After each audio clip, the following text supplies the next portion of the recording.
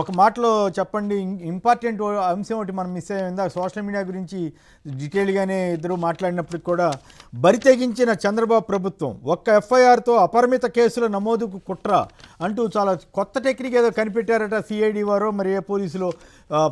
రామ్నాథ్ గారు దీని మీద మీరు మీలాంటి వాళ్ళంతా కూడా జాగ్రత్తగానే ఉండాలేమో. మీరు కూడా ఈ డిజిటల్ మీడియా కింద సోషల్ మీడియా కింద వస్తుంది కాబట్టి సోషల్ మీడియా యాక్టివిస్టులు ఎవరైనా సరే చాలా జాగ్రత్తగా ఉండాల్సిన పరిస్థితిని సృష్టిస్తున్నారా?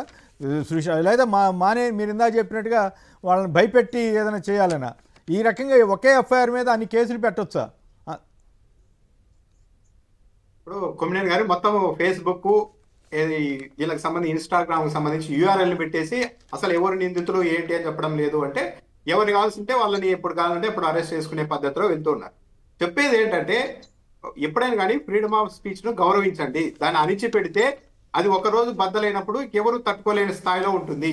ఈరోజు సొసైటీలో చాలా వరకు యూత్ అంతా వీలైనంత వరకు ప్రశాంతంగా ఉంటున్నారు. ఎక్స్ట్రీమిజం వైపు వెళ్ళడం లేదు. ఎందుకంటే వాళ్ళకు ఒక ఇబ్బంది కలిగినప్పుడు వాళ్ళ ఆవేదనను వెలగొట్టుకోవడానికి సోషల్ మీడియా ఉంది. అంతటితో వాళ్ళు కొద్ది మేర కూల్ అవుతారు, ఏ వ్యక్తి అయినా సరే. అలా కాకుండా నువ్వు కనీసం బయటకు కూడా మాట్లాడకూడదు అని అణిచివేస్తే ఆ అణిచివేత అన్నది చాలా తీవ్రమైన నిర్ణయాల వైపు కూడా వెళ్ళడానికి అవకాశం ఉంటుంది. కాబట్టి సోషల్ మీడియాను అణిచివేయాలి అన్న ఆలోచనలు కరెక్టే.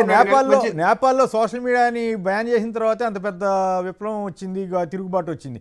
ఇప్పుడు నా పాయింట్ ఏంటంటే చట్టబద్ధంగా చెల్లుతుందా ఈ రకంగా ఒకే ఎఫ్ఐఆర్ కింద ఎవరిని పెడితే వాళ్ళని బుక్ చేసే విధానం? అంటే ఇప్పుడు ప్రభుత్వము పోలీసుల వ్యవహార శైలి ఏంటంటే హైకోర్టు ఇప్పటికే చాలా సార్లు హెచ్చరించింది పోలీసు ఉన్నతాధికారులను కూడా హైకోర్టు పిలిపిస్తామని.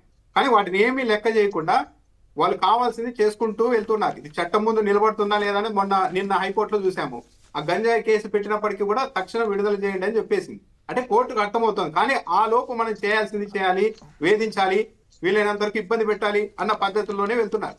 ఇవన్నీ ఎక్కడా కూడా చట్టం ముందు కోర్టుల ముందు నిలబడే పరిస్థితి లేదు. కానీ ఏంటంటే వాళ్ళ టార్గెట్ తీసుకెళ్లి కొద్ది రోజులైనా లోపల పెట్టడం, ఇబ్బంది పెట్టడం అన్న ఆలోచనతోనే ముందుకు వెళ్తున్నారు. ఇవి చట్టం ముందు నిలబడవు అనేది వాళ్ళకు కూడా తెలుసు కొమ్మినేని గారు. కానీ వాళ్ళు ఆ విధంగా ముందుకు వెళ్తున్నారు. ఏదో ఒకటి చేయాలి, భయపెట్టాలి, ప్యానిక్ సృష్టించాలి. ఎవరైనా కూడా ఒక పోస్ట్ పెట్టాలి అంటే ఒక క్రియేటివిటీని దెబ్బతీయాలి. ఇలా చేస్తే ఏమవుతుందో అలా చేస్తే ఏమవుతుందో అన్న ఒక భయాన్ని బుర్రల్లో రన్ చేస్తూ ఉంటే వాళ్ళు డిస్టర్బ్ అయిపోతారు అన్న ఆలోచనతో వెళ్తున్నట్టుగా ఉన్నారు కొమ్మినేని గారు.